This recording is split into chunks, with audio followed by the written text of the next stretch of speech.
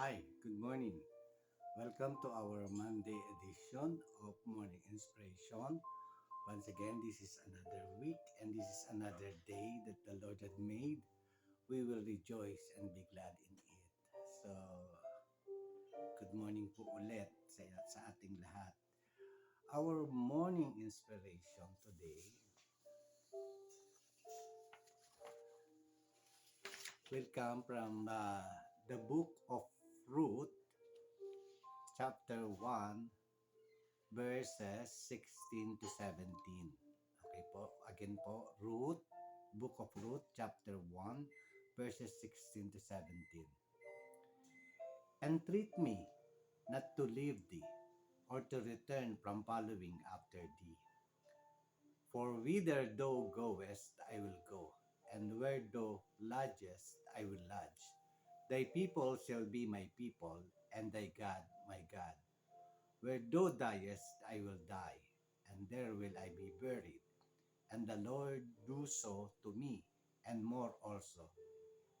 If but death part thee and me. Yan po ang ating morning inspiration Bible verse sa umagang ito. And once again, this is another day that the Lord has made. We will rejoice and be glad in it. Today po we will be tackling about as usual, this is another day, another sets of priorities, another challenges that we have to face, believing that this day that the Lord has made. So we have to rejoice and be glad in it. Though we have a lot of challenges and trials that we have to face for a single day, we have to believe and be inspired to conquer this day and to win this day victoriously in the name of the Lord. We will be tackling about one of the great woman stories of the Bible. Actually po, dalawa lang silang prominent na uh, book sa sa Bible that are women. Dalawa po sila, si Ruth at saka si Esther. Today, this morning, we will get our inspiration sa book of Ruth na po.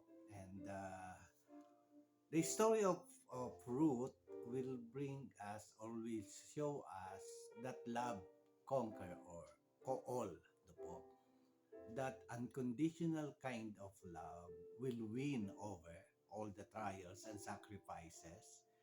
That our faith in the Lord na po, despite of the hardship that we are facing every day in our life, we have that great faith in God that something is bound to happen if we have that hope and faith in God. And also, we would be discovering and that whatever our past is or was, no po, our journey doesn't end there. Even if there is so much hardship and and trials that was ahead of us in the past or even in the present of our lives, we have to believe and hope and have faith in God that there is something wonderful to happen despite of all the tragedies, the trials, and the sacrifices, no po, and the challenges that we are facing in every day of our lives. And above all things, love conquers all. Yan po, yung message ng ating uh, morning inspiration today. Let me give you a little background of the life of Ruth.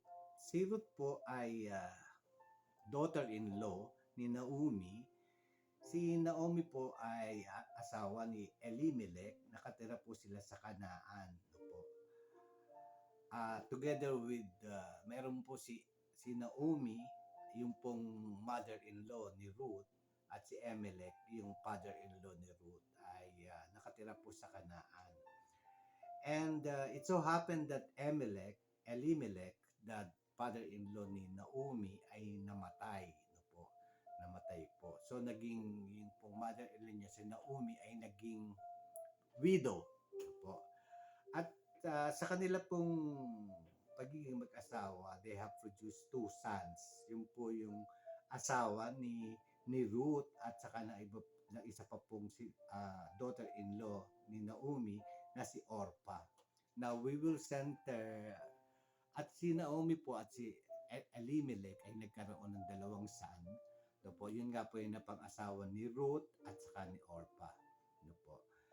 Along with the father who died on the story, no po, gayon din po ang nangyari doon sa 2 anak na lalaki ni Naomi at saka po ni Elimelech. Namatay din po. So balo na po at byudo si Naomi, and at the same time yung 2 niyang daughter-in-laws ay nabalo din po dahil namatay din po yung 2 anak na lalaki ni Elimelech and Naomi, no po, at naging balo na rin po yung si Orpah at saka si Ruth po, the center of our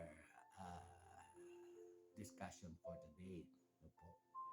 So si Naomi, si Orpah at saka si Ruth, lahat po ng asawa nila namatay po. So balo